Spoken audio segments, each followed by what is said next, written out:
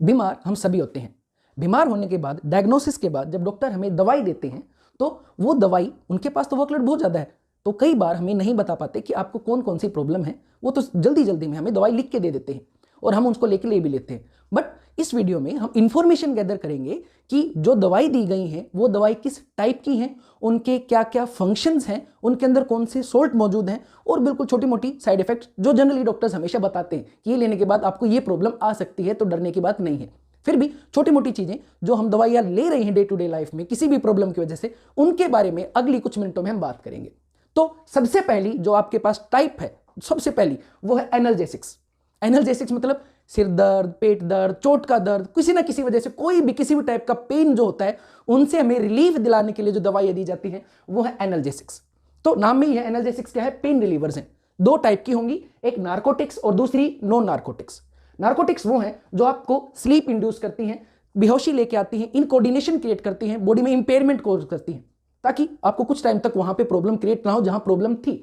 ये एडिक्शन भी कॉज करती हैं। और जनरली नार्कोटिक्स जो एनाल्जेसिक्स है वो अफीम, ओपियम एंड मरिजुआना, इनके प्लांट से डेरिवेट की गई है। कौन कौन सी है, जैसे मॉर्फिन है, हीरोइन है, हीरोइन बल्कि मॉर्फिन का डायसिटेट फॉर्म ही है, एस्टर फॉर्म ही है, कोडीन है, ब्राउन शुगर्स है, ये नार्कोटिक्स है। और भी बहुत सारी हैं, जनरली यही है। नॉन नार्कोटिक्स जो हम बहुत ज्यादा लेते हैं डे टू डे लाइफ में, अब देखेंगे कि आप भी कहेंगे हाँ ये मैंने कल परसों ही ली थी, जैसे नॉन नार्कोटिक्स, ये कौन सी है, जो इंड्यूस नहीं करती स्लीप और आपकी बॉडी में पर्टिकुलर पोर्शन में जहां पर प्रॉब्लम है वहां पे इनकोऑर्डिनेशन या इंपेयरमेंट भी कॉज नहीं करती, इनकी कोई एडिक्शन नहीं होती, और ये आपके पास नार्कोटिक्स के मुकाबले में थोड़ी सी कम पावरफुल होती हैं, जैसे नेप्रोक्सिन, डाइक्लोफेनिक सोडियम और पोटेशियम, ब्यूटाजोलाइडिन, ब्रूफिन और आइब्रोफिन। उसके अलावा एस्पिरिन, पैरासिटामोल, फिनेसेटिन, एनालेजिन, नोवालेजिन, मिथेसेटिन, ये ऐसी दवाइयां हैं, ये वाली सारी की सारी, ये बुखार उतारने की भी काम आती है। जनरली सबसे बड़ा एग्जांपल तो पैरासिटामोल और एस्पिरिन ही है, तो बुखार उतारने की भी काम आती है और पेन रिलीवर भी है। Next antipyretics.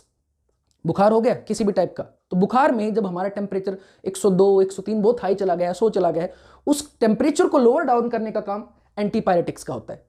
ये लेने के बाद काफी ज्यादा पसीना आता है, जिसके थ्रू बॉडी का टेम्परेचर रेगुलेट होता है, चेक करती है बॉडी अपने आप। इसमें सबसे बेस्ट एग्जांपल यही है, एस्पिरिन, पैरासिटामोल, फिनेसेटिन, एनालेजिन, नोवालेजिन, नेप्रोक्सिन। तो सबसे ज्यादा ली जाने वाली दवाइयों में से एक है एस्पिरिन और दूसरी पैरासिटामोल। एस्पिरिन के और भी फायदे हैं, स्पेसिफिकली जो ब्लड थिनर्स लेते हैं, जिनके ब्लड में क्लोटिंग हो रही होती है, यानी कि हार्ट पेशेंट्स वगैरह, उनको आपके पास इसका एंटी ब्लड क्लोटिंग नेचर होने की वजह से ये आपके हार्ट अटैक को भी प्रिवेंट करने की पावर रखता है। दो डॉक्टर के प्रिस्क्रिप्शन पे ही लेनी चाहिए। क्यों?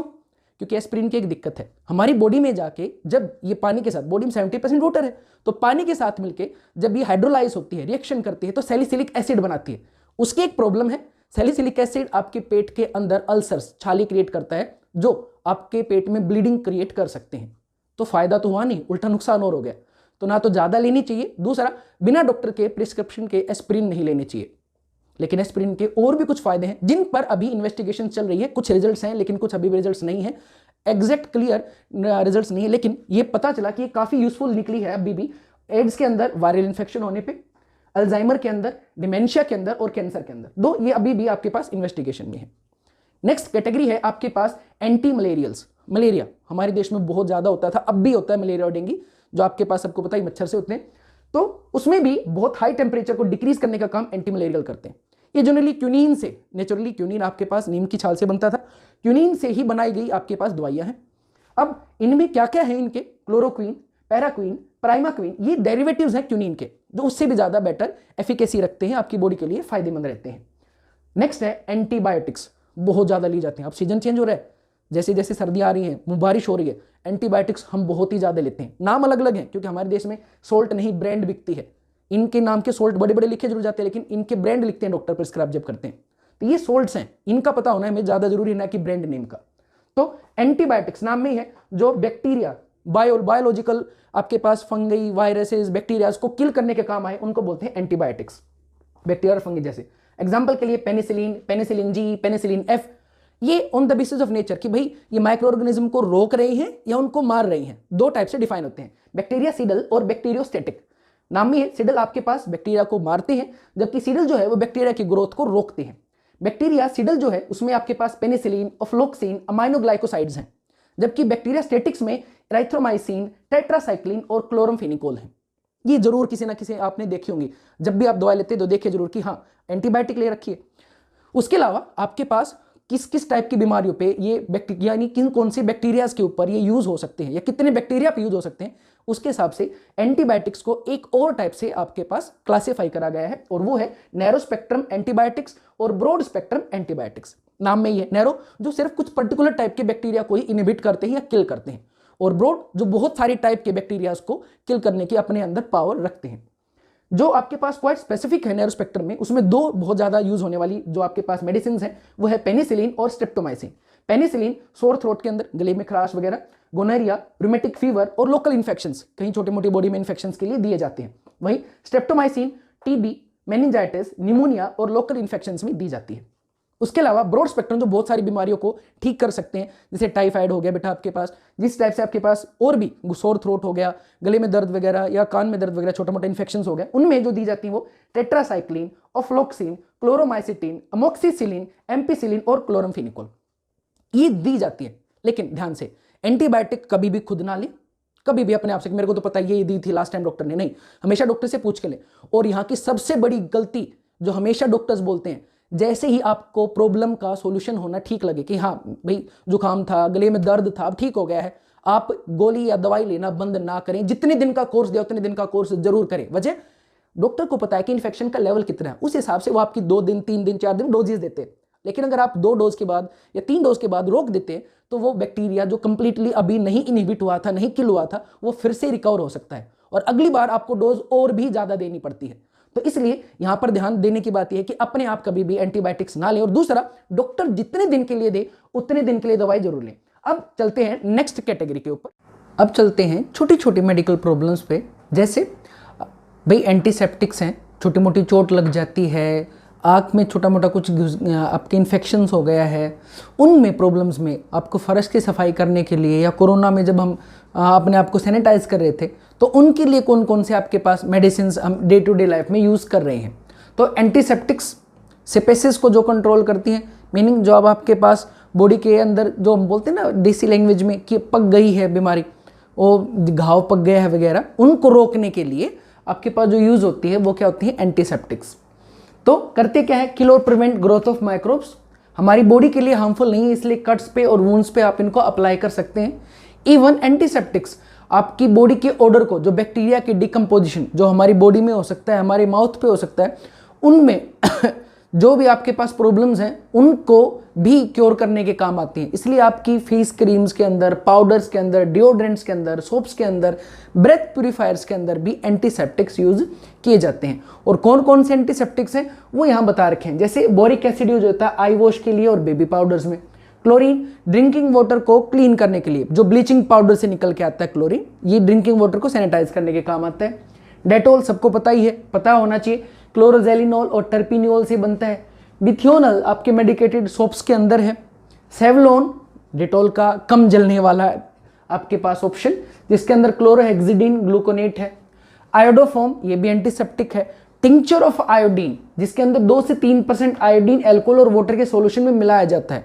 इवन आपकी ऑर्गेनिक डाइज जिनके अंदर एंटी फंगल प्रॉपर्टीज हैं, जैसे हमारी देसी घर की अपनी भाई आपके पास मेहंदी लगाते हैं, हिना है, वो भी आपके पास एक डाई है। उसके अलावा जैसे आपके पास जेनेशियन वॉयलेट, मिथाइलिन ब्लू, ये भी एंटीसेप्टिक प्रॉपर्टीज रखती हैं। वही डिसइंफेक्टेंट, ये इन्हीं का स्ट्रोंगर वर्जन है। फर्श को साफ करना है भाई, आपको इंस्ट्रूमेंट्स को, बाइक्स वगैरह को, या इवन ड्रेनेज सिस्टम को क्लीन करना है, तो वहाँ पर जो बहुत हाई अमाउंट ऑफ बैक्टीरिया या पैथोजेंस या माइक्रोब्स हैं उनको किल करने के लिए जो यूज होंगे वो होंगे डिसइंफेक्टेंट। बेसिकली किसी भी एंटीसेप्टिक का अमाउंट जब ज़्यादा यूज करते हैं, जैसे फिनोल का एक एग्जाम्पल दे रखा है, 0.2% जब फिनोल यूज होगा पानी के अंदर तो एंटीसेप्टिक, 0.2% मतलब 1000 ml, 1 लीटर के अंदर सिर्फ 2 ml यूज करना है, तो वो एक एंटीसेप्टिक की तरह काम करेगा। वहीं जब आप 100 ml के अंदर सिर्फ 1 ग्राम यूज कर 1 ml यूज करेंगे तो वो आपके पास एज अ डिसइंफेक्टेंट काम करेगा। तो एंटीसेप्टिक्स को जब आप हायर अमाउंट में, यहाँ 0.2 से 0.4 है, इसी को ज़्यादा बढ़ा दो, आपके पास 10 गुना ज़्यादा कर दीजिए ऑलमोस्ट, तो ये सारी चीज़ें जब इनकी कंसंट्रेशन ज़्यादा हो जाती है, बढ़ा देते हो आप 5 गुना 10 गुना, तो सारे एंटीसेप्टिक डिसइंफेक्टेंट की तरह काम करना शुरू कर देते हैं। इन्हीं की फैमिली से जर्मिसाइड्स आता है, जो भाई जर्म्स को, फंगाई को, वायरसेस को किल करने के काम आता है। जनरली इसके लिए आप फिनोल के डेरिवेटिव में cresol, formaldehyde, DDT, potassium permanganate, जिसको लाल दवाई भी बोलते हैं, KMnO4, H2O2 पेरोक्साइड, जो पुराने टाइम में इंजेक्शन लगाने से पहले लगाया जाता था, 1% क्लोरीन सॉल्यूशन, ब्लीचिंग पाउडर, इनको आप यूज कर सकते हैं। सल्फा ड्रग्स ये एंटीबायोटिक्स जैसी ही हैं, इनके पास भी एंटीबायोटिक पावर्स हैं और ये टीबी, ट्यूबरक्लोसिस, डिप्थीरिया और निमोनिया को ठीक करने के काम आती हैं। फॉर एग्जांपल सल्फेनाडाइजिन और सल्फेनालाइल अमाइड, सल्फेनाल अमाइड। एंटीहिस्टामिन, ओहो ये बड़ी दिक्कत की चीज़ है। मौसम चेंज हो रहा है तो जुकाम बहुत जल्दी आता है, कान में दर्द बहुत जल्दी आता है, आंखें दुखनी आ जाती हैं, लाल रहती हैं, पानी गिरता रहता है। उसकी वजह क्या है? सीजनल चेंजेस हैं, हे फीवर है, एलर्जीज है। और वो एलर्जी होने की वजह हमारी बॉडी के अंदर हिस्टामिन, हमारी बॉडी जब भी कोई प्रॉब्लम आती है तो हिस्टामिन क्रिएट करती है, जिसकी वजह से हमें इरिटेशन यानी कि खुजली, हमें भाई आपके पास हे फीवर यानी कि जुकाम, नजला, ये प्रॉब्लम्स क्रिएट होती हैं। तो हिस्टामिन की ग्रोथ को रोकने के लिए जो दवाई दी जाती है उनको बोलते हैं एंटीहिस्टामिन। लेकिन ये सिर्फ हमारे नजला, खांसी, जुकाम नहीं, और भी कुछ प्रॉब्लम्स को दूर करता है। जैसे कि बात करते हैं तो एलर्जेंस को कंट्रोल करता है भाई आपके पास हिस्टामिन को रोक के, आपके पास हे फीवर को, कंजक्टिवाइटिस को, नेसल डिस्चार्ज, जुकाम, सीजनल एलर्जीज को, इंसेक्ट बाइट्स, आपको भाई हनी बी ने वगैरह ने काट लिया है, या भाई आपके पास कोई चीज़ और है, आपके पास फ्लाइंग इंसेक्ट को काट लेता है जिसकी वजह से हमें सूजन आ जाती है, दर्द होता है, वहाँ पर भी ये यूज़ की जाती हैं। मोशन सिकनेस, हवा में, पानी में, किसी भी जगह, रोड पे अगर आपको मन खट्टा होता है, नोजियन प्रेगनेंसी और पोस्ट ऑपरेटिव वोमिटिंग, इन सभी प्रॉब्लम्स में भी एंटीहिस्टामिन्स काम आते हैं। और ये कौन कौन से हैं? डाइफिनाइल हाइड्रामीन हाइड्रोक्लोराइड, बेनेड्रिल, बहुत सुना हुआ नाम है। लीवोसिट्राजिन, LCZ, पतली सी गोली इस फॉर्म में जो बहुत ज़्यादा आती है आपके पास, बहुत छोटी सी, बहुत पावरफुल है। क्लोरोफिनेरामीन, जीट नाम से, अब इसका ब्रांड नेम जीट नाम से कई बार मिलती है। प्रोमेथाजाइन हाइड्रोक्लोराइड, ये सारी एंटीहिस्टामिन्स हैं। और अब बीइंग इंडियन, अगर कहीं पे कुछ ज़्यादा गलत सलत खा लिया, ज़्यादा मसाले खा लिए, शादी में बिना अंदाजे के अनाप शनाप कुछ खा लिया, तो सबसे भारी प्रॉब्लम एसिडिटी।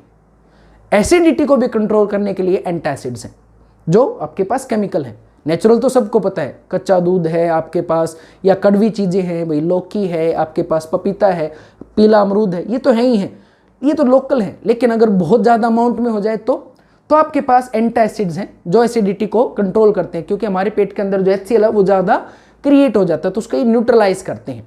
लेकिन ये दो टाइप के हैं, एक सिस्टमिक और दूसरे आपके पास नॉन सिस्टमिक। सिस्टमिक की प्रॉब्लम है कि एसिडिटी को तो घटा देते हैं, लेकिन हमारी बॉडी इसको एब्जॉर्ब कर लेती है, जिसकी वजह से ये प्रॉब्लम क्रिएट करते हैं, like oedema, water retention, like cardiac failure. ये सिर्फ उनमें होता है जिनको हार्ट प्रॉब्लम्स हैं पहले से ही, तो ये हो सकता है। तो इसलिए इनको बचना पड़ता है इनसे। फॉर एग्जाम्पल NaHCO3 सबसे बड़ा एग्जाम्पल है सिस्टमिक का। तो आप घर में मीठे सोडो के अंदर पानी मिला के एसिडिटी में ले रहे हो और आपको गलती से भी हार्ट प्रॉब्लम है, तो कृपया उसको अवॉइड करें। नॉन सिस्टमिक, इनकी खासियत है ये बॉडी के अंदर एब्जॉर्ब नहीं हो रहे हैं और प्रॉब्लम्स को खत्म कर रहे हैं। अब इसमें क्या क्या है भाई, कोई भी इनके मिक्सचर्स जो जनरली आपके पास जेलेसिल है, इनो है, उनके अंदर ये यही है। इनके किसी के भी एक या दो से ज़्यादा मिक्सचर्स जो हैं वो आपके पास नॉन सिस्टमिक एंटासिड कहलाए जाते हैं। लास्ट पार्ट में हम बात करेंगे सीरियस इशू, मेंटल इश्यूज़ की, जिसके लिए जो ड्रग्स यूज़ होती हैं वो हैं ट्रैंक्विलाइजर्स, एंटी डिप्रेसेंट्स, इन्हीं के अंदर आते हैं बेटा जी। तो ट्रैंक्विलाइजर्स क्या हैं? जो मेंटल डिजीज़ को दूर करते हैं, एंग्जाइटी को दूर करते हैं, इंसान जो प्रॉब्लम में है उसका कॉन्फिडेंस रिस्टोर करते हैं, वो प्रॉब्लम्स को दो तरीके से ठीक करते हैं। एक आपके पास बाय इंड्यूसिंग स्लीप और एक विदाउट इंड्यूसिंग स्लीप। इसलिए ट्रैंक्विलाइजर्स जो साइकोथेरेपेटिक ड्रग्स के नाम से भी जाने जाते हैं, उनको दो हिस्सों में बांटा गया, हिप्नोटिक्स और नॉन हिप्नोटिक्स। हिप्नोटिक्स वो हैं जो आपकी मेंटल प्रॉब्लम्स को, स्ट्रेस को, हाइपरटेंशन को सोल्व करते हैं, ठीक करते हैं बाय इंड्यूसिंग स्लीप, यानी कि स्लीपिंग पिल्स हैं एक किस्म से ये। और नॉन हिप्नोटिक्स जो ऐसा नहीं करते, नींद नहीं आने देते और आपकी प्रॉब्लम्स को, एंग्जाइटी को, हाइपरटेंशन को रिलीव करने में आपको हेल्प करते हैं। इसमें सबसे मेन है बारब्यूटेरिक एसिड और उसके डेरिवेटिव। बारब्यूटेरिक एसिड और उसके डेरिवेटिव को ही बोला जाता है बारब्यूटेरेट्स, जिसमें ल्यूमिनल, सेकोनल, वेरोनल, अमाइटल और नेम्बुटल ये बेसिकली सारे यूज हो सकते हैं, या इंडिविजुअली एक कोई भी यूज हो सकता है। उसके अलावा इक्वानिल ये भी एक ट्रैंकुलाइजर्स है। वहीं अगर हिप्नोटिक्स की बात करें, जो बेसिक हमारे सेडेटिव्स हैं, जो एंटी डिप्रेसेंट्स के तौर पे सबसे ज़्यादा यूज होते हैं, उसमें मोस्टली आपके पास बारब्यूटेरेट्स होंगे। उसके अलावा आपके पास कोकीन वगैरह, वाइटालिन वगैरह, मैप वगैरह, मेथ वगैरह वो भी यूज होते हैं on the prescription of doctors. Non hypnotics में आपके पास इक्वानिल है, क्लोरोडाई एपोक्साइड है, मेप्रोबोमेट है, ये भी आपके पास ट्रैंकुलाइजर्स हैं जो बिना नींद के आपकी टेंशन को रिमूव करने में, हेल्प करने में मदद करते हैं। दो, जितनी ज़्यादा काउंसलिंग होती है उससे चीज़ें ज़्यादा जल्दी ठीक होती हैं, बट भाई डॉक्टर अगर प्रिस्क्राइब करते हैं तो ये आपके पास मेन ट्रीटमेंट का हिस्सा है। लास्ट, एंटी फर्टिलिटी ड्रग्स या बर्थ कंट्रोल ड्रग्स या ओरल कॉन्ट्रासेप्टिव जो वुमेन को दी जाती हैं ओरली, जो प्रेगनेंसी को रोकने में मदद करती हैं। जनरली ये आपके पास फीमेल सेक्स ऑर्गन्स का कम्बिनेशन ही है, हार्मोन्स का, जिसमें आपके पास सिंथेटिक एस्ट्रोजन और सिंथेटिक प्रोजेस्टेरोन्स होते हैं। जो बेसिकली प्रोजेस्टेरोन की भी 3 टाइप्स होंगी, प्रेगनेंस, ओस्ट्रेंस एंड गोनेंस। इनको जनरली अवॉइड करते हैं मेडिसिन वाले, और आजकल जो मोस्टली जो यूज होते हैं वो गोनेन्स है, जिसकी सिंपल एग्जांपल है नॉरथिंड्रोन मेस्ट्रेनल और इथाइल एस्ट्रोडायोल मोनोमिथाइल ईथर, या इनके दोनों के कॉम्बिनेशंस। ये ओरल कॉन्ट्रासेप्टिव हैं, दो इनके साइड इफेक्ट्स हैं, इसलिए बहुत लिमिटेड अमाउंट में और डॉक्टर के प्रिस्क्रिप्शन पे ही ये दिए जाते हैं मार्केट में। होपफुली आपको अगर इंफॉर्मेशन थोड़ी सी भी ठीक लगी हो तो please share and subscribe, and thank you.